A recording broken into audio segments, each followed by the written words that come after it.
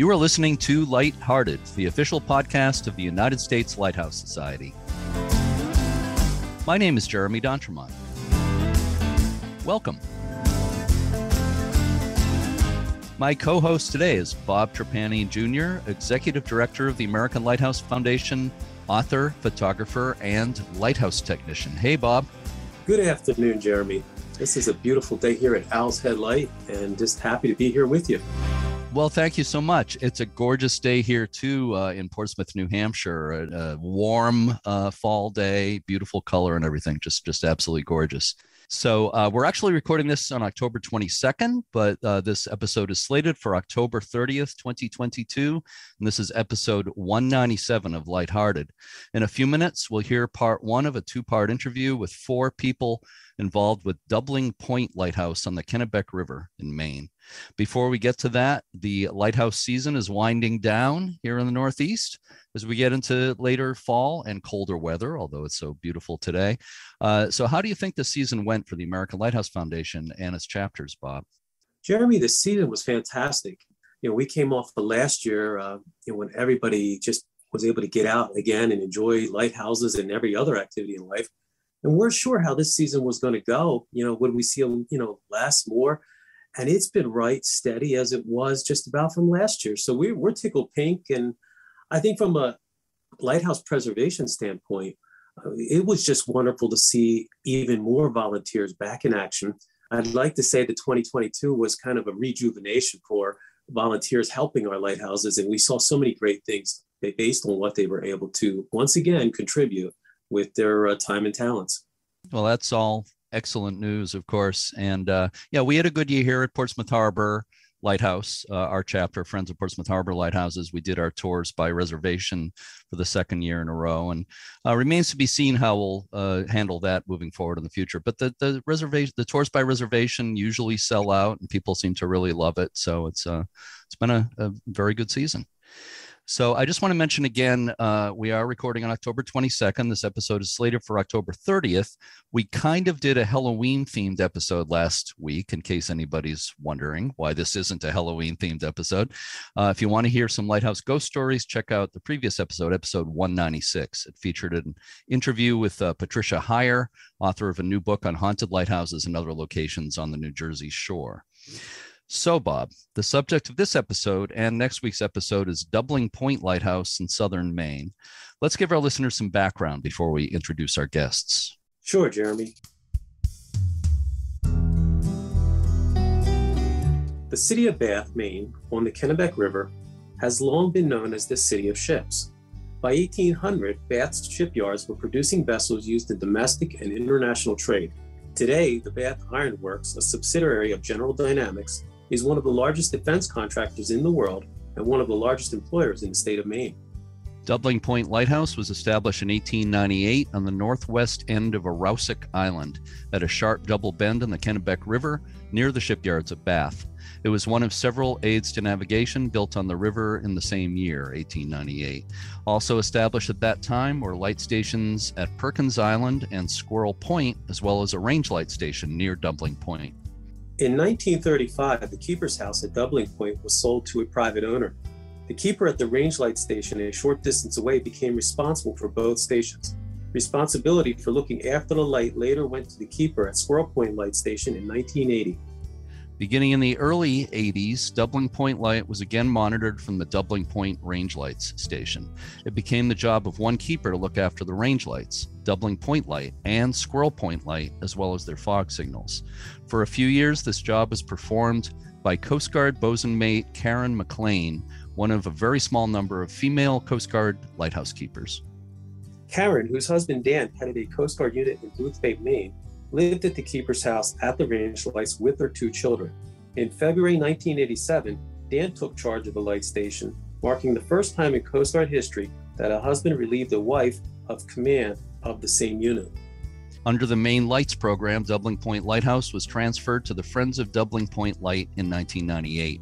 The group was led by Jim Spencer, who had already been working to save the lighthouse for a couple of years. In December 1999, the tower was lifted off the foundation and moved into temporary storage. Meanwhile, a contractor reset the granite blocks of the lighthouse foundation, each weighing about 6 tons. Over the years, the Friends of Doubling Point Light have completed a number of additional restoration projects, including the reshingling of the lighthouse tower and the reconstruction of the wooden walkway that leads to the lighthouse. The guests in this episode are Karen and Dan McLean, who are now taking the lead roles in the Friends group. Also joining in the interview is Jim Spencer, founder of Friends of Doubling Point Light, and his wife, Joyce. Jim and Joyce are the longtime owners and residents of the Keeper's House at Doubling Point. I met with Jim and Joyce Spencer, along with Karen and Dan McLean, at the Keeper's House at Doubling Point just a few weeks ago. Bob, I believe you know all 4 of these people in this interview today.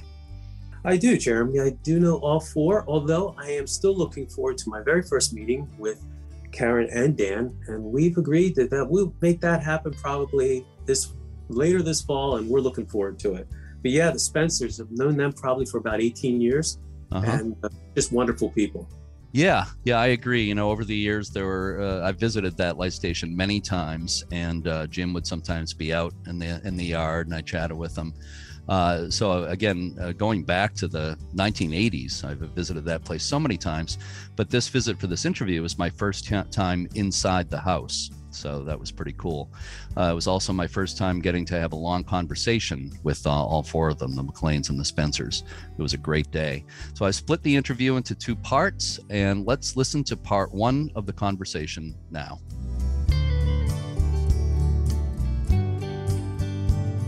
I am speaking today with Jim and Joyce Spencer and Karen and Dan McLean, and we are in the Keeper's House at Doubling Point Lighthouse in Arrowsic. Am I pronouncing the name of the town correctly? Is that okay? Arrowsic, Maine. Yeah, I've been here many, many times over the years to this lighthouse, but I have never been inside the Keeper's House before. So it is a rare treat today to actually have a chance to get inside the house. So thank you all so much for your hospitality, for hosting me today, and thanks for doing this today. I really appreciate it.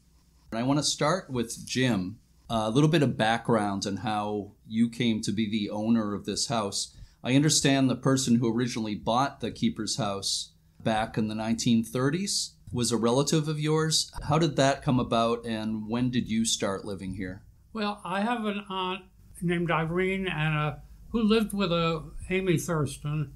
I don't exactly know why, but they got very interested in lighthouses, and they went and read about them. And when they found out that this lighthouse, Keeper's Cottage, was for sale, and it was available on public auction, they bid on it. And they gave what I regard as quite a high bid for 1935 of $2,200. And they were a high bidder, and they won the lighthouse. And they were absolutely ecstatic. And they came up and spent summers up here and went out in the boats. And of course, the roadway was very primitive at that time, and there was nobody nearby except for the keeper of the range lights. And I want to clarify this because I'm not quite sure. Have you ever lived here all year round, or has it just been in the summers, or how has that worked? We have lived here all year round, but not back in those days. We came up for summer vacations. I worked down in Connecticut, and Joyce and I really enjoyed it up here. We went swimming and up around this place. One must realize at this time that there was no electricity here. There was no plumbing. There was no drinking water. There's a cistern in the basement here and an outhouse outside, and we had kerosene lamps and this is back when he was a child. By the time we got married 60 years ago, they put in the bathroom for us, for the new bride. Wow. and they put in the last 2 electric poles for electricity. But when Amy and Irene came, it was the way he was describing it too. Yeah. Very primitive. Yeah. And Jim, when you first experienced it, it was like when I first experienced it, it was very primitive. And I was here actually as a baby. They hadn't bought it yet. I was born in 1936. With my family, when we would come up here, I would run out as a little kid out to the lighthouse on the walkway and ring the bell, if I could, to the many, many ships which were going by in those days, there were oil tankers, and it was very different from what it is today. Yeah. But so yes. I asked you but how you. You rang asked the me bell. if I ever lived here a full year. Right. And we did that recently, much more recently, after I retired from my work in 2001. Mm-hmm. We actually came here in 2005 because we had to sell our house in Connecticut. But we were here for 2 years, so through 2 winters. Meantime, we were building a house on the other side of the island on some land that Jim's parents bought in the 1940s. But otherwise, before that, we were always here in the summer, and he was here. His parents were teachers in a university setting, so they had long summers off. So he's been here since he was tiny. Yeah. I think it would have been the 1980s or 90s, I guess it would be actually 90s. You started the Friends of Doubling Point Light, right? That's correct. How did that come about? My daughter and we realized that things were happening to the lighthouse. The Fresnel lens disappeared, and the bell eventually disappeared, and the lighthouse appearance of the walkway was changed, and so we became very interested in it. And there's a guy named Ken Black who ran what was called the Shore Village Museum, and he actually had the Fresnel lens in his museum. He didn't know where the bell was, and we got really interested in trying to find out where these artifacts were that were missing. Mm-hmm. I was asked for some reason to give a talk at the Marine Museum, and I had pictures of the lighthouse and pictures of various things, and after giving the talk and discussing what the situation was, some people in the audience got interested in it and offered to help discover what was going on. And around this time, Olympia Snow and other people were starting this organization, which was necessary because the Coast Guard wanted to get rid of responsibility for taking care of the lighthouses. Right. And so the Maine Lights program was created up in Rockland. And I decided with my family and with some of our friends around that we ought to be interested in this, and we put a lot of effort into it. I could go into much more detail about that later. Oh, I'm sure.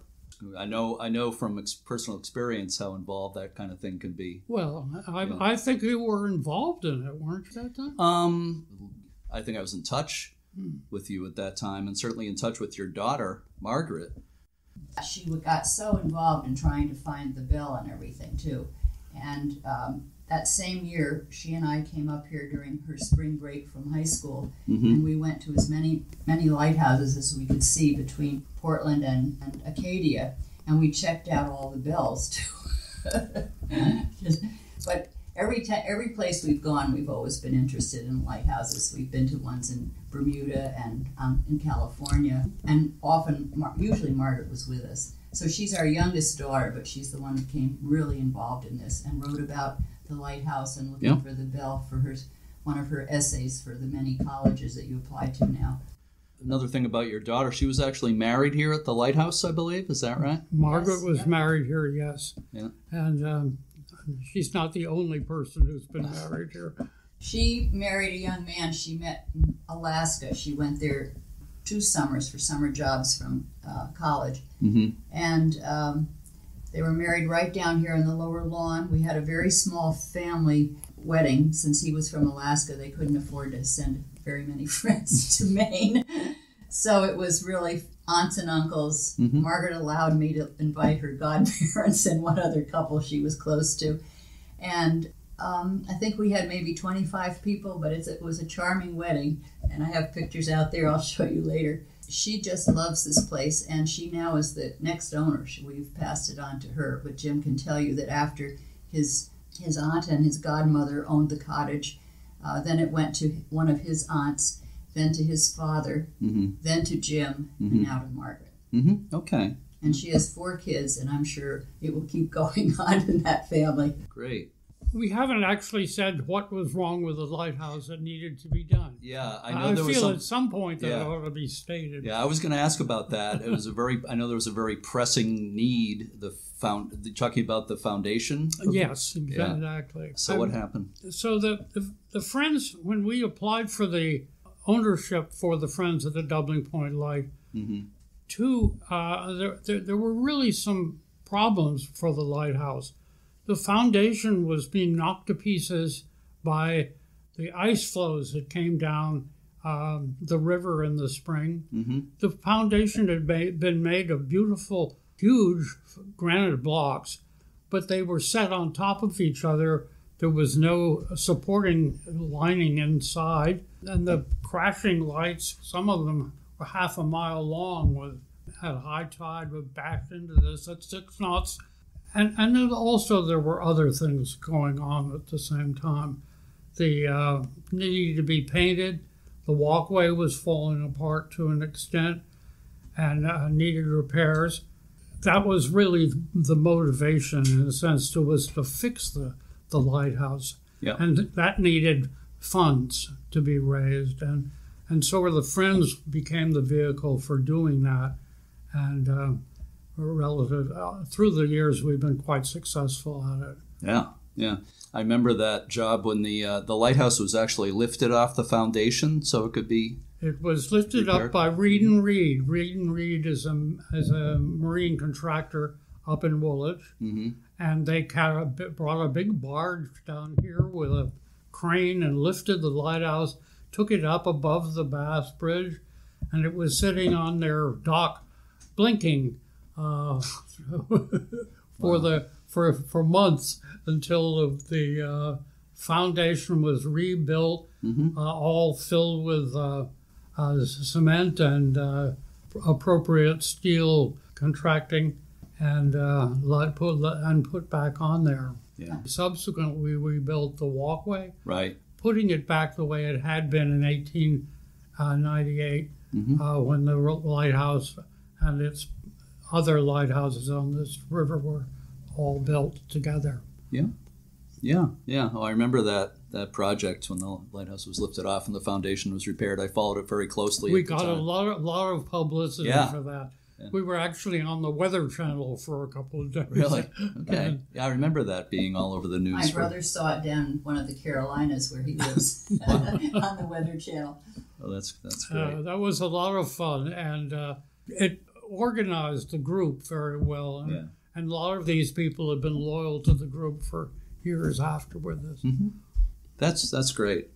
You need local support for sure. I do want to talk more about the preservation of the lighthouse today, but I'd like to bring Karen and Dan into the conversation at this point. I'd like to talk about your really interesting careers in the Coast Guard at lighthouses, largely. And first of all, could you say a little bit about how you met, which I think related to your Coast Guard careers? When I reported on board Coast Guard small boat station in Gloucester, Massachusetts in 1978, Dan was already there, and we met. Okay. Yeah, I know that station quite well. Yes, very active in the fishing industry. Yeah. Were you married when you were both at Gloucester? We met in 1978 and we married in 1980. Okay. And you were still there at Gloucester at that time, or no? I was on my way to being discharged from the Coast Guard. And so I subsequently left the Coast Guard in September 1980. Okay. When we got back from our honeymoon, we were welcomed back by the command by them letting us know that we would be in separate sections, so we'd only see each other one weekend a month, because they didn't want to have a husband and wife working together. Oh, wow. You went back in the Coast Guard, though. Yes, I was out for 4 years and went back in 1984, and that's when I went to Booth Bay Harbor. Moving ahead to 1982, a couple of years after you were married, Karen, at that time you were assigned, I believe, to be the officer in charge of the Kennebec River range lights, and please, before we talk about that, I keep getting confused. I know in some official documents over the years it's referred to as the Kennebec River range lights. Sometimes it's referred to as the Doubling Point range lights. Under the Coast Guard, is it the Kennebec River range light station? Is that correct? When I originally received my orders for the lighthouse, it was for Squirrel Point Lighthouse. Oh, okay. And that was in December 1981. By the time I reported aboard in January 1982, the Coast Guard decided they would move the keeper from Squirrel Point to the range light dwelling to make it more practical for the family. And at that time, they also decided that the one keeper, myself, would be responsible for the Squirrel Point Light, the Doubling Point range lights, and also the Doubling Point Light. Right. So to do that, what they did is change the name officially.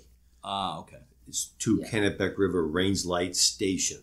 So that incorporated the 3 previous stations into one name, which is why officially it was renamed and closed as Kennebec River Range Light Station. Yeah. It was changed while we were there to incorporate the move. Yeah, yeah. So that makes it very clear. Thank you for explaining that. I've always been a little uncertain about that. So you just said how when you were living at the range light station, Karen, you were also in charge of Squirrel Point Light and this lighthouse here, Doubling Point. That's a lot of responsibility. And none of them had been automated at that time, right? You were... Correct. Yeah. So you were really a lighthouse keeper in the traditional sense at that time. I believe that I qualified as a lighthouse keeper, yes. Yeah. The lights themselves were automated with the daylight control sensors. But at Squirrel Point, the fog signal had not yet been automated. So anytime after we reported aboard, the fog came in or it snowed or rained, any time of reduced visibility, I would have to go to Squirrel Point Light to turn on or to turn off the fog signal manually. 24 hours a day. Yeah, and it wasn't the easiest place to get to. You had to go on. You didn't go by boat, right? You went. We were not provided with a Coast Guard vessel to get there, so we had to get in our vehicle, drive to Squirrel Point, which was about 4 miles, and then start to walk, or cross-country ski or snowshoe. And for a short time, we also had a snowmobile, but I chose to not use a snowmobile. Yeah. It was not a very good snowmobile for any kind of deep snow. And that's when I first hurt my back. Pulling that thing out of the ditch, just coming down to this station at Doubling Point, because at that time they were in the process of switching out the bell for Doubling Point Light to an electronic, well, it already was an electronic bell, but the control was at the range light station. So we had to turn that on and off there as well. Okay. Or any time we had a problem with the batteries here. Yeah. But Charlotte and I have experienced that trail to Squirrel Point a couple of times, and it's not just flat either. It's kind of up and down. Well, it crosses through the marsh a bit initially, and then it kind of goes uphill with tree roots and rocks, and so the snowmobile was not the best solution for that. But and we often had, during the good weather months, had to carry supplies to do work that needed to be done out there. And later on in my career, I had one baby in the snuggly and one in the backpack going out that trail to tend to the light. Yeah. I also know from experience that it gets really buggy there in the summer. They drive you away. Mosquitoes. Yeah. So, boy, that must have been tough at times. So you just mentioned your kids. You had a son and daughter born during your lighthouse keeping days, right? How did that work out? Did they enjoy being little kids at the light stations? Yes, they did.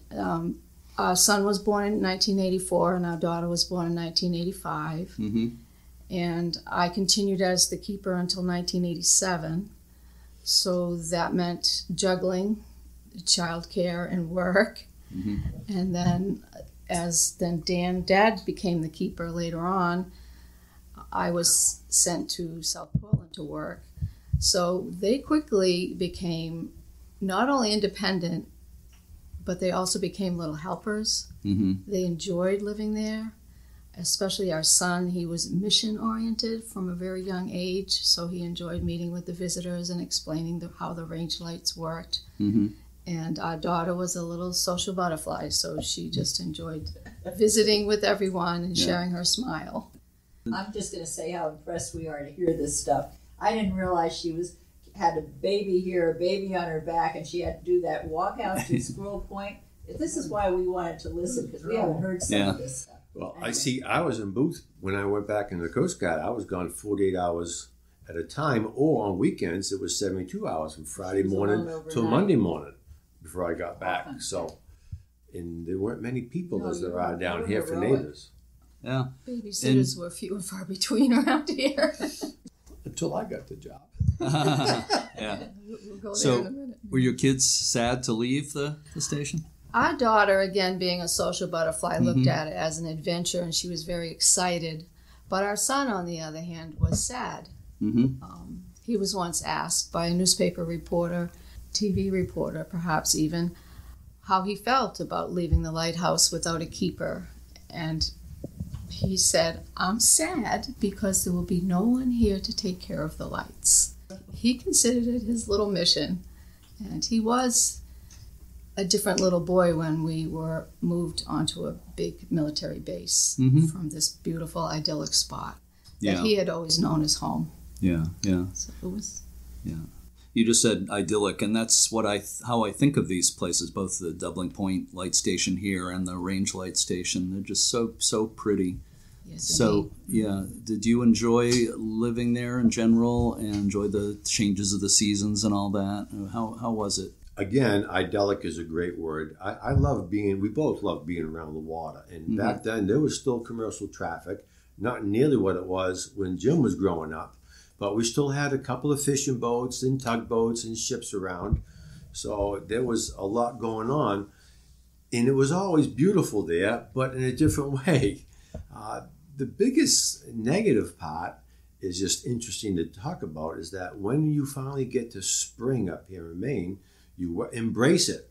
And when you get that first day of sunny weather in the low 50s or high 40s, you just rejoice, except at the range lights. Yeah. Because the wind comes off the water on those days where you have radiational cooling off the land. So it'll blow 15, 20 knots there on those days. And now you're down to the high 30s or the low 40s in temperature because of the effect of that cold water. Yeah. So that wasn't much fun. But No, and with so much to do with the 4 light towers to be responsible for, we had to work in any weather condition that we could possibly get outside in. So that's why we remember the wind so distinctly. And you were, not only did you have to watch the lights to the fog signals and everything, but you had to maintain the buildings at all these places, right, to some degree. Yes, the buildings, we have an extensive distance of walkways. This walkway is one example here, but the range light walkway was significantly long to get to the rear range light. So the brush had to be cut down so it didn't interfere. Right. All the painting of all the structures, except for the ones here that the Spencer family owned, we had to take care of those. Painting, general housekeeping type of things. Yep. We also did a lot of public relations. We had a budget to keep up with. We had... the range light specifically, you could not get to the rear range light when we got assigned there because there had been no keeper there. The 8th navigation team in Portland were responsible to keep the lights blinking, but they didn't need much attention because they had 6 lamps and a lamp changer, and that would last probably 2 years before they'd have to do anything with those light bulbs. So a lot of brush cutting. Yeah. And there was a railing that went all the way from the front range to the rear range, and that was the hardest thing to paint because they had inside corners and outside corners, that's why there were family lights. When I was a civilian, I worked right alongside her whenever I did not have an excuse to go do something else. That's just it. It is a family lighthouse, and because you're responsible to keep the aid to navigation operational and the fog signal, we had to be home a lot. So we had a very tight family unit, and I think that's why it impacted our son so much when we had to leave. Yeah. Because that's really, that was his secure place, and that's where he spent a large majority of his young life. Yeah. So being home is something unique, I think, with lighthouse keepers. Sure. You just can't up and go on a weekend vacation or anything. You're there a lot. Right. Yeah, absolutely. So you mentioned a few minutes ago doing PR. I wonder if some of that relates to the fact that you were a rare woman keeper under the Coast Guard, lighthouse keeper.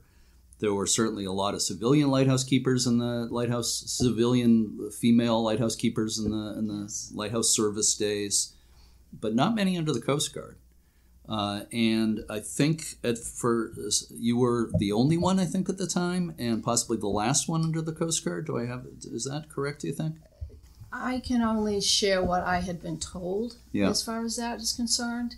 When I was given the orders to Squirrel Point Lighthouse, which I sort of asked for a lighthouse because Dan and I were ready to start a family, and I certainly didn't want to go on a ship. And we realized the difficulty both doing the same type of work for the Coast Guard, how hard it would be to be assigned in the same geographical area.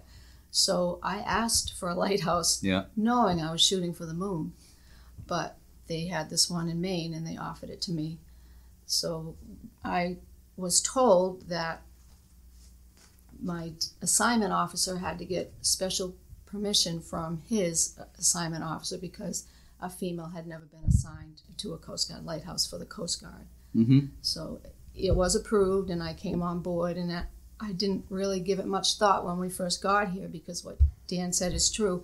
It had not been manned for a long time, so there was a lot of work to do to get the unit ship shape, and I just focused on trying to do my job to the best of my ability. But within a very short amount of time, the word got out that there was a woman keeper at the lighthouse, and that's when lots of interest developed from newspaper articles.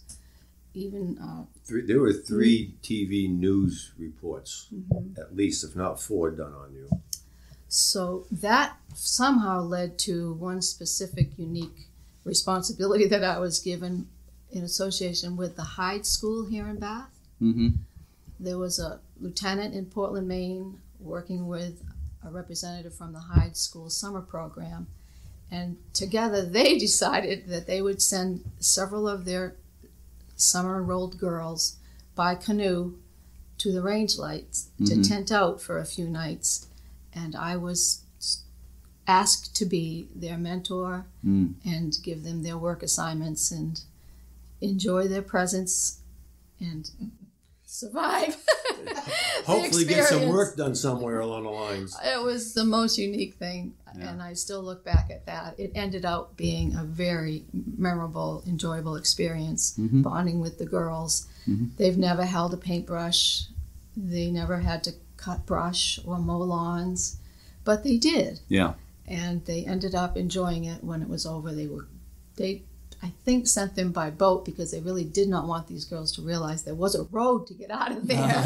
However, with vehicles parked in the driveway, it didn't take them long to figure that out, and their meals were delivered by road as well. But they settled down, and they really, really were interested. That's great. And we had fires in the evening and played ball on the lawn, and it ended up being a good experience, but I honestly didn't think I was going to survive at first. It had to be a great experience for them.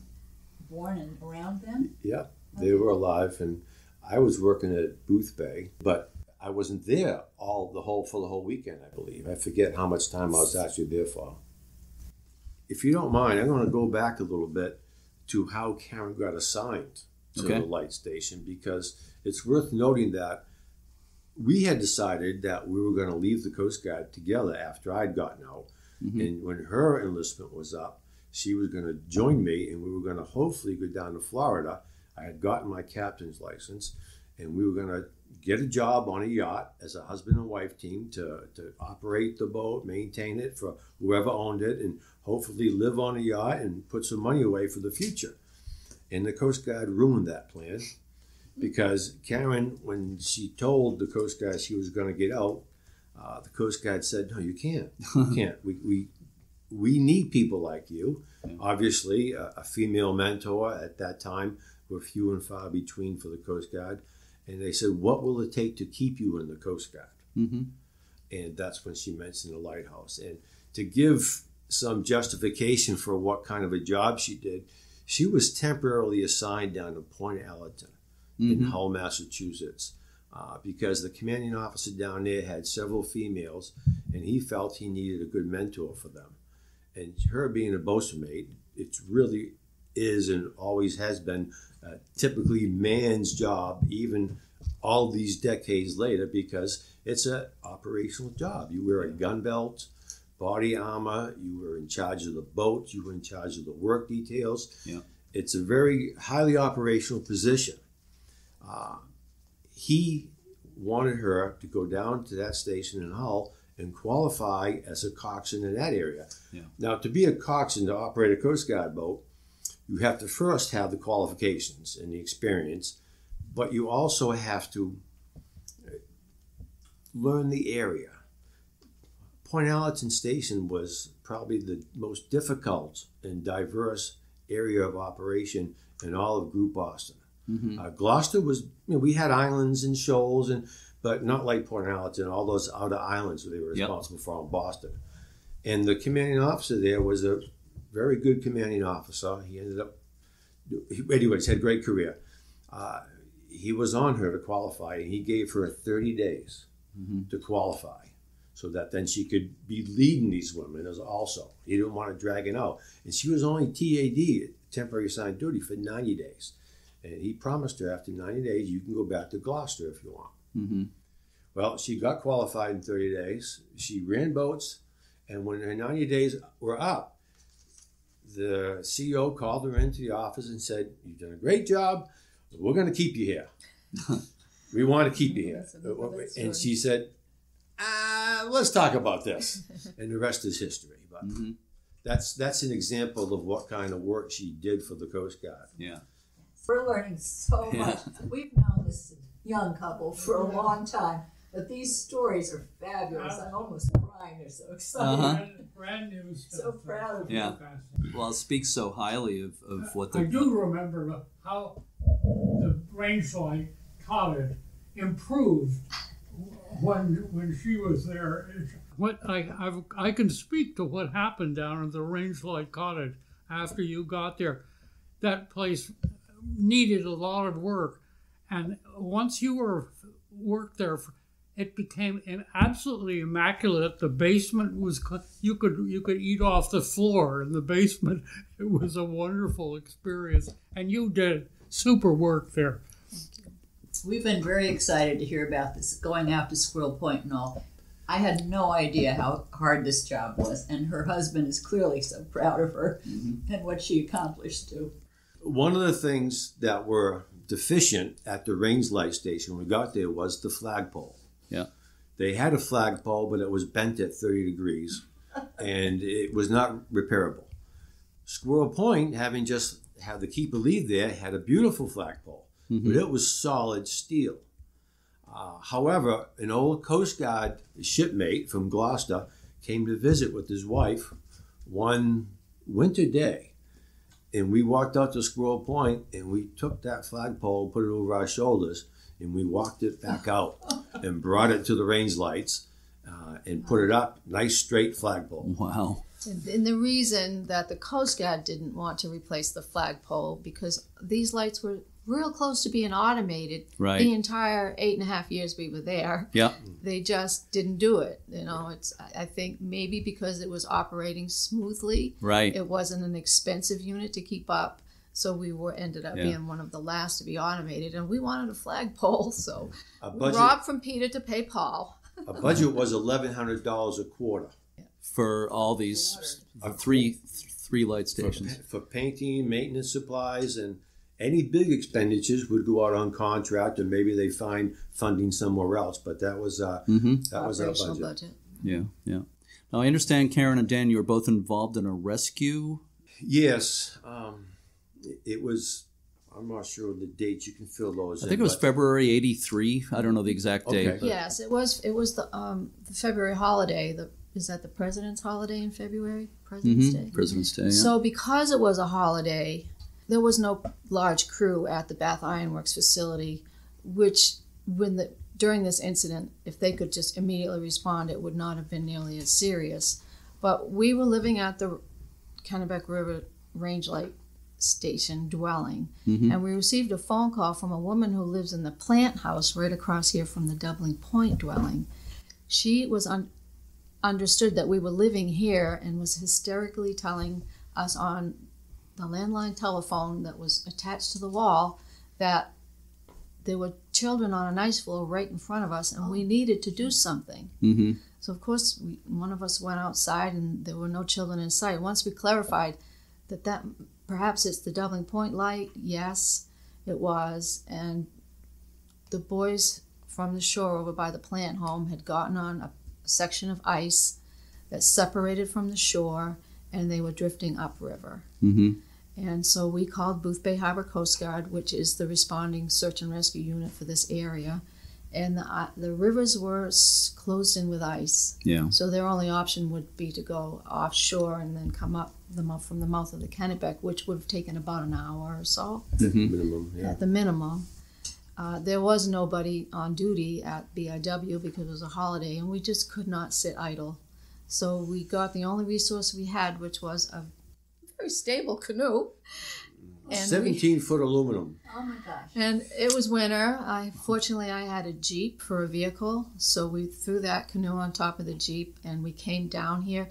The road to this dwelling was not plowed at the time, so we, like a sled, and used the canoe as a sled and got down here. Come down here. She had a wetsuit on. I put a wetsuit on, the survival suit. Well, it was a wetsuit. The Coast Guard had a tailor-made wetsuit because of her size, so small.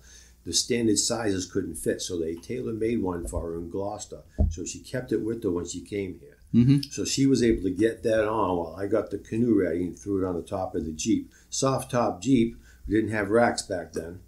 So anyway, we launched right here at the Spencer's property, mm-hmm. and could see the kids, could see that they were drifting rapidly. Upriver. Other ice floes were all around. We maneuvered our way to the children, and at the same time we arrived, the Bath Iron Works Service outboard boat. small boat arrived, and the children were rescued. Wow. They decided to go on the outboard instead of our canoe. I think that was a pretty good decision. We did bring extra personal flotation devices, which really were the most important thing. We just wanted to get personal flotation devices to those kids. We had no intentions of bringing them on our canoe. Yeah. We just wanted them to have our life preserver for the worst case scenario. Yeah. Was this like a super cold day? Do you remember? It was frigid. Oh, yeah. It was It was freezing. a frigid February day. Mm-hmm. And we also thought that we lost our dog that day because we did not take time to tie up the dog or even think about the fact that the dog was following us this whole time. Oh. Got in the river and tried to swim after us. So as soon as we knew the boys were safe, we then tried to find our dog to rescue our dog. We found the dog on the shore. Yeah, upriver about a half mile. Had gone about a half mile in the ice. Wow. The dog was okay. Wow. What an experience.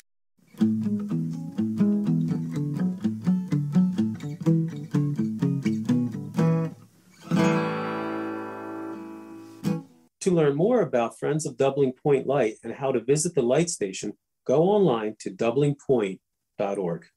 There's good information on the website. Without doing too much of a commercial for myself, I'll mention that I did a chapter on Doubling Point in my book on lighthouses of southern Maine. The precise title of the book is The Lighthouses of Maine, Southern Maine, and Casco Bay. It's available from Amazon and other online booksellers. It was a real pleasure speaking with the McLeans and the Spencers for this podcast. They're good people, as you said earlier, Bob. They certainly are, Jeremy. And I know from just hearing about the McLeans from the Spencers, they speak very highly. But I know with James and Joyce, to me, they kind of represent the type of caring, dedicated people that we see throughout the National Lighthouse community. They're not seeking any fanfare. They do the job. They do it well. And they're just a pleasure to be around. I couldn't agree more. That's a perfect description of them. So as we mentioned earlier, this was part one of two parts. We'll hear the second part of the interview about Doubling Point Light in next week's episode, and you'll be co-hosting again, Bob.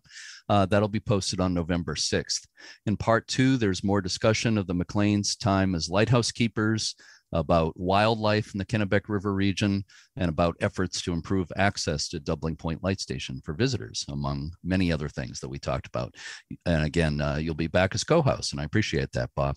Oh, looking forward to that one, Jeremy, because this is not just about Doubling Point Light, but Doubling Point Light sits on the Kennebec River, And there's so many different aspects of the river and the history and the lighthouse to explore. So it is going to take 2 episodes, and wow, it's going to be a lot of fun.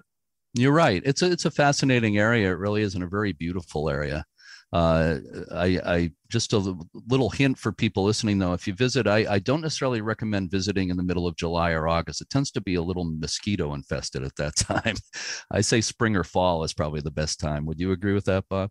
You are right, Jeremy. Mosquito infested at times, for sure. Green and lush, and at the same time, you may not want to spend a lot of time outside. You may be running for your car, but no, it's visiting these lighthouses at all times of the year. It brings a lot of rewards and sometimes some challenges. Very, very true. Any lighthouse buffs listening to us know what we're talking about.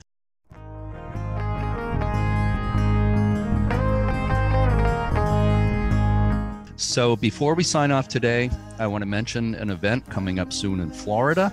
The Jupiter Inlet Lighthouse and Museum is holding a fundraising event called Rendezvous at the Light on Saturday, November 19th. Right, Jeremy. It will be a special evening of fantastic food from top restaurants, wine and craft beer, live music, and a silent auction under the stars. Proceeds will benefit preservation and education at the Jupiter Inlet Lighthouse and Museum. Go to jupiterlighthouse.org to find out more about that event and to get tickets. And as always, I want to remind everyone to check out uslhs.org to learn about all the things the U.S. Lighthouse Society offers, including tours and preservation grants. And while they're at it, I recommend that people also check out lighthousefoundation.org to learn about the American Lighthouse Foundation. Both ALF and the USLHS are doing lots of important work to preserve our lighthouses. They sure are, Jeremy. I think the wonderful thing we can all celebrate, no matter what organization we belong to, is the teamwork. We can learn from each other, we share ideas, and of course we share the importance of our history and even how to get into some of these lighthouses. So it's a big team and we're all just proud to be a part of it. Right. And speaking of teamwork, I want to give a special thanks to you, Bob, because as you know, I was just part of a USLHS tour in down east Maine, just ended last week, and you helped out a lot. You were on both of the cruises we did as part of the tour, helped to narrate, and you were at, I think, 3 of the lighthouses we visited and helped out a lot, especially with our visit to Little River Lighthouse, which is owned by the American Lighthouse Foundation. So just thank you so much, Bob, for all the help you provided. Oh, you're very welcome, Jeremy. The reward was just being around people like yourself and all those on the tour, and we had such great weather on most of those visits. It was fantastic. It was an excellent tour. So as always, to our regular listeners and to our new ones, thank you so much for listening, and keep a good light. Shine, let it shine, let it shine, let it shine. This little light of mine, I'm gonna let it shine. This little light of mine, I'm gonna let it shine. This little light of mine, I'm gonna let it shine. Let it shine, let it shine, let it shine. This little light of mine, I'm gonna let it shine. This little light